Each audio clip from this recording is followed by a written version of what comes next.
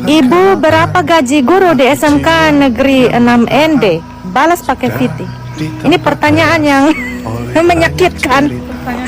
Sabar ya, saya tanya saya punya teman-teman guru dulu. Ini mereka punya gaji setiap bulan berapa? 50.000. Bu Yani? 250.000 satu bulan. 250.000 Satu bulan. Per bulan. rupiah atau juta? Rupiah. Kalau guru kejuruan? Percaya, saya pun percaya karena di daerah saya pun kurang lebih segitu juga teman-teman ya. Hai, assalamualaikum warahmatullahi wabarakatuh. Berjumpa lagi dengan saya Mereact TV. Oke, apa kabar hari ini? Mudah-mudahan kabar daripada kalian semuanya semoga baik-baik saja. Oke teman-teman, di video kali ini jom kita reaction lagi nih keluh kesah guru Indonesia yang mendapatkan gaji di bawah UMR atau di bawah maksimum teman-teman ya. Nggak cukup buat belanja 1 bulan. Sudah ada solusi, mudah-mudahan guru honor bisa sejahtera. Terima kasih sudah mencerdaskan anak bangsa Indonesia emas. Terima kasih guru Indonesia. Tapi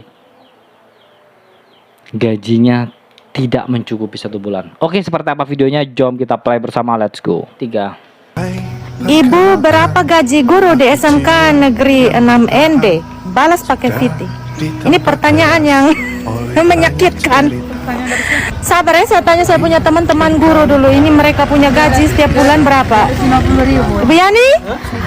250.000 satu bulan. 250.000 1 bulan. Per bulan. rupiah atau juta? Rupiah. Kalau guru kejuruan? Percaya, saya pun percaya karena di daerah saya pun kurang lebih segitu juga teman-teman ya. Itu guru, bukan guru piket, bukan guru pengganti, ini guru utama. Guru honorer adalah guru utama. Yang hanya bedanya dengan PNS itu mereka yang diangkat saja. Kalau gak diangkat tetap seperti ini. Ada yang sampai 15 tahun gak diangkat, ya harus berjuang. Kenapa harus seperti itu? Sama dong, 1 bulan 250.000. 250.000 rupiah. Yang satunya guru produktif juga. Sama 250.000 rupiah.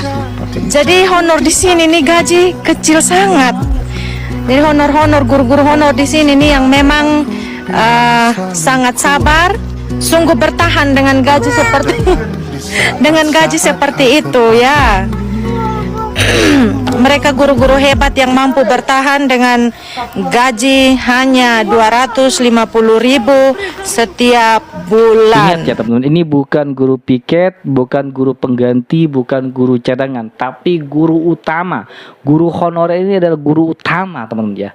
Guru yang benar-benar berjuang untuk mencerdaskan anak bangsa. Tapi apa yang terjadi di negara Indonesia ini, digaji sebesar 205, ada yang 300 per bulan. Bahkan tidak dikasih 1 bulan sekali, 3 bulan sekali.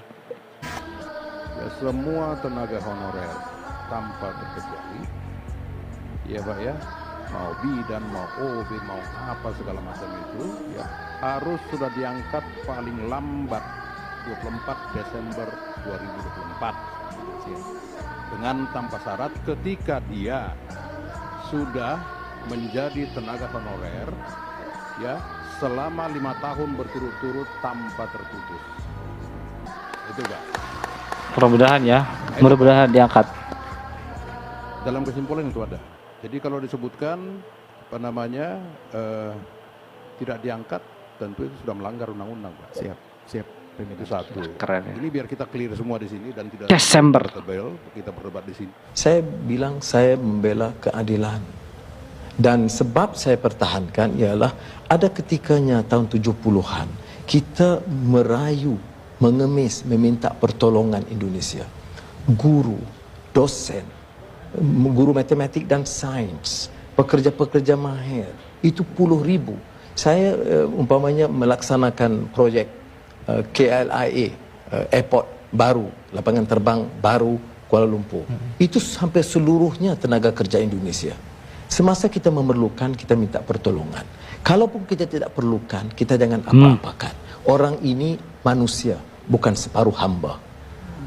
Dan sebab itu saya mengambil satu pendirian yang keras di sini dan juga di Kuala Lumpur. Ini bukan cara manusia bertamadun, bukan sekadar dengan jiran, dengan sesiapa juga. Tapi kalau kemudian masih saja berlangsung penyiksaan terhadap tenaga kerja Indonesia, pemukulan oleh polisi, Apa sebenarnya yang terjadi di sana? Apa pandangan orang-orang Malaysia terhadap orang Indonesia? Sebagian besar Indonesia, Malaysia itu tidak tahu sebab media di Malaysia itu menutup semua keaiban yang dilakukan oleh polisi. Kalau ada dilaporkan sedikit sekali.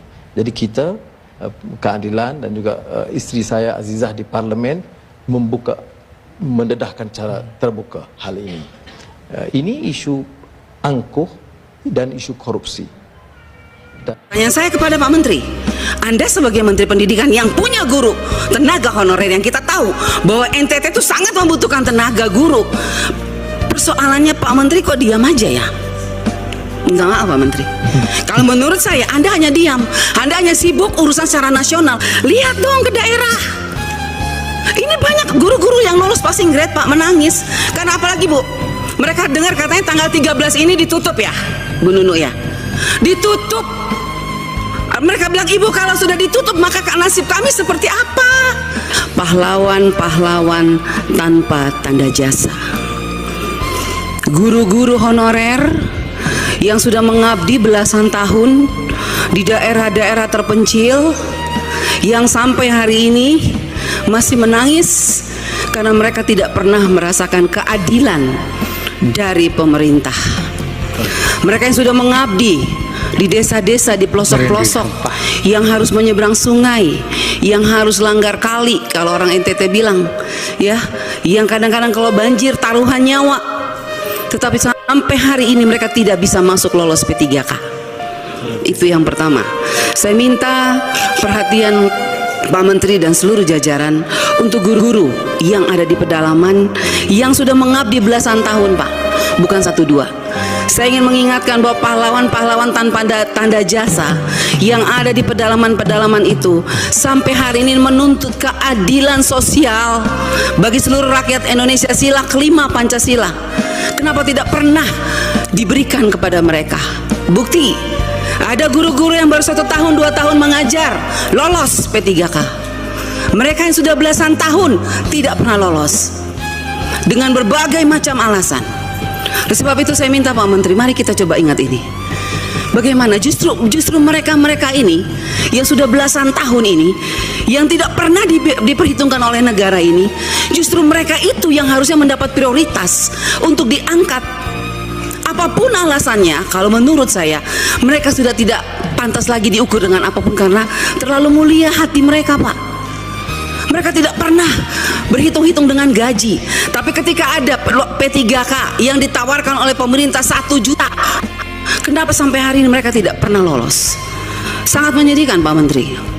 Yang kedua, seperti kami daerah 3T, bahkan semua daerah 3T, khususnya NTT, kami ini kenyataannya tuh Pak, betul-betul kekurangan guru. Kurang guru kami. Tetapi kami kenapa dibatasi? Kenapa banyak sekali yang tidak lolos? Ada formasi dari kepala daerah, tapi yang datang, saya sudah kemarin reses ke beberapa kabupaten, kepala daerah mengatakan kami mintanya lain, formasinya lain, diberikan oleh pusat lain Bu Anita. Contoh, di Timur Tengah Selatan, banyak sekali mayoritas kami Kristen Pak. Formasinya guru Kristen, tapi yang dikasih guru agama Islam. Akhirnya guru itu tidak diberi jam pelajaran, 0 pelajaran, tidak dibayar. Tetapi dana daunya sudah dihitung masuk ke APBD. Akhirnya anggaran itu saya tanya, dipakai untuk apa Pak Bupati? Ya begitulah Bu Anita. Nah ini makanya saya minta Inspektorat Jenderal, Pak Menteri tolong Ibu, mana Ibu? Inspektorat Jenderal mana Ibu? Ini kita tolong lihat deh ya. Ini ada beberapa daerah yang dana daunya sudah ditransfer. Bu Sekjen, Pak Menteri, saya masih bicara. Bukan. Jadi ada beberapa daerah yang dana daunya itu sudah ditransfer ke APBD dan sudah jelas angkanya itu saya lihat untuk P3K. Tetapi tidak diangkat oleh Pemdanya. Formasinya ditutup sampai hari ini. Contoh di Kabupaten Kupang, Nusa Tenggara Timur. Kota Kupang di Nusa Tenggara Timur, Pak. Kota Kupang ibu kota provinsi saja. 400 tenaga P3K yang kategori 1 itu, yang P1 itu 2021 Pak. Sampai hari ini sudah terima SK tapi tidak diangkat. Saya mau tanya Pak, Ini mana Ibu Nunu? Setelah SK, sebelum SK ada nomor induk katanya. Setelah itu SK, harusnya kan mereka diangkat. Tapi sampai hari ini Bu, mereka tidak diangkat. Dan saya lihat, saya ikutin terus perkembangannya. Kenapa tidak diangkat? Uangnya sudah ada. Bahkan sekarang 2023 ditambah lagi anggarannya. Saya bingung ini. Ini prinsip penganggaran P3K yang ditransfer dari Menteri Keuangan ke daerah tuh pakai prinsip yang mana ya? Padahal nggak ada. SK dulu, baru ditransfer uangnya. Artinya kalau sudah ada SK berarti mereka harus diangkat. Tapi kok ini sudah ada SK, alasannya NIK. Padahal NIK itu dasar pembuatan SK. Ini pemerintah daerah bolak-balik ini. Saya minta, tolong nanti Ibu Inspektur Jenderal kita apabila perlu Pak Menteri dan Bu Nunu. Kalau tadi saya senang sekali Bu Nunu bilang ada kenaikan 42% setelah rakor. Coba Bu, sekarang saya ajak nih kementerian kita rakor di daerah. Ya, jadi jangan hanya kementerian rakor dengan para bupati, gubernur di daerah selesai. Guru-guru honorer tidak tahu di bawah. Saya mengajak Pak, mari Bapak Ibu yang ngurusin P3K, kita rakor di daerah. Dudukan kami anggota DPR RI dengan bupati dan gubernur dan panitia seleksi nasional. Kita pengen tahu sebetulnya persoalannya di mana. Orang anggarannya ada, tapi kenapa pemerintah daerah tidak mau angkat? Alasannya apa? Dana DAU kurang. Setelah kita lihat DAU-nya nggak kurang, berlebihan malah. Mana bukti bahwa guru-guru di Indonesia itu tidak, atau guru-guru di Indonesia itu membosankan? Dalilnya di mana?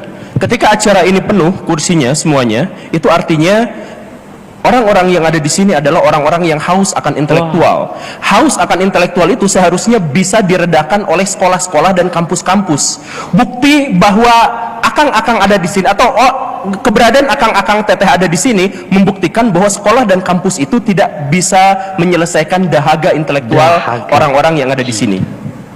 Tepuk tangan dong. Ini keren Pak Gembul, keren ya. Jangan tepuk tangan, kan ini ada Pak Sodi.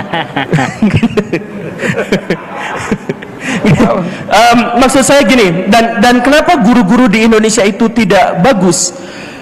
Saya harus bilang bahwa guru-guru di Indonesia memang membosankan dan tidak bagus karena datanya ada. Saya pernah misalkan menampilkan sebuah artikel di Jakarta Post, diantaranya adalah dari Elizabeth Pizzani yang menyebut bahwa orang-orang atau siswa-siswa di Indonesia itu kadar intelektualitasnya rendah sekali, hanya 1/4 dari standar yang ada di Asia.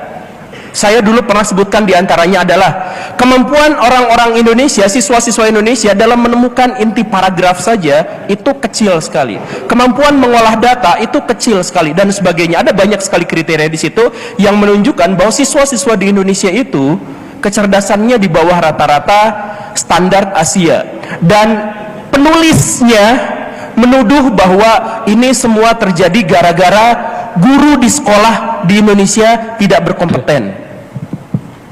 Guru kan Ini disiarin nggak sih Pak? Siarin Pak, langsung. Nah, jadi dalam hal ini kalau misalkan Akang bertanya seperti itu, maka memang dalilnya sudah jelas bahwa guru-guru di Indonesia itu membosankan. Nah, kenapa guru-guru di Indonesia itu membosankan? Ada dua faktor, masalah formal dan masalah moral, masalah sistem dan masalah formal, mental. Dua itu. Jadi masalah mental diantaranya adalah mental orang-orang di Indonesia itu ketika dia lulus sekolah, dia masuk ke universitas, dia ngejarnya adalah untuk bekerja.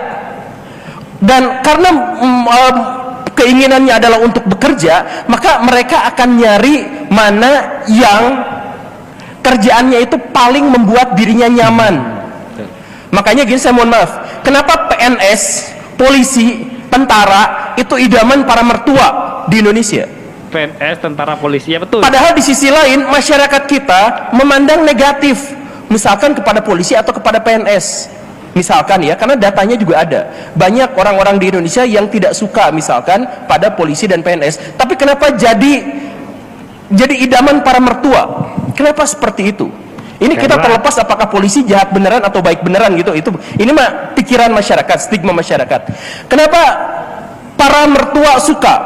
Karena orientasi dari kerjaan masyarakat Indonesia itu adalah masuk zona nyaman. Jadi kalau mau kaya, dagang. Itu prinsipnya kan? Betul. Tapi masyarakat kita nggak mau dagang karena di situ tidak ada zona nyaman. Jadi pengusaha itu cepat kaya, tapi tidak ada dalam zona nyaman. Hari ini kaya, besok bangkrut, itu adalah hal yang lumrah di dunia kewirausahaan. Nah, masyarakat Indonesia orientasinya adalah bukan untuk kaya, bukan untuk sukses, bukan untuk bahagia, tapi untuk masuk zona nyaman. Makanya kenapa? Oke teman-teman semuanya, itulah video reaction hari ini. Jelas. Silahkan yang mau berkomentar, silahkan berkomentar teman-teman. Jadi kalau Indonesia ini ingin negaranya menjadi negara maju seperti negara Malaysia, Singapura, Thailand, Vietnam, maka salah satunya adalah yang terpenting hargai jasa-jasa guru yang tanpa jasa. Karena mencerdaskan anak bangsa, membuat anak bangsa itu pintar itu berasal daripada guru, dan guru honorer itu kalau bisa dicerdaskan. Lihat negara Malaysia, jangan jauh-jauh, Malaysia saja sebagai negara tetangga terdekat itu gaji gurunya sampai 20 juta per bulan. Sedangkan di Indonesia 230, 220, 250 ribu per bulan. Terkadang digaji 3 bulan sekali. Letak nurani pemerintahannya ini kemana?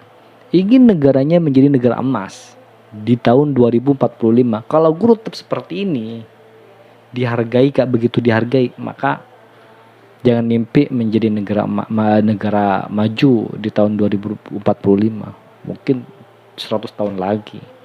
Oke teman-teman ya, itulah video hari ini. Buat teman-teman yang suka dengan video ini, silahkan bantu dengan cara menekan tombol like, komen, dan share. Dan jangan lupa juga subscribe. Baik, kita akhir. Wassalamualaikum warahmatullahi wabarakatuh.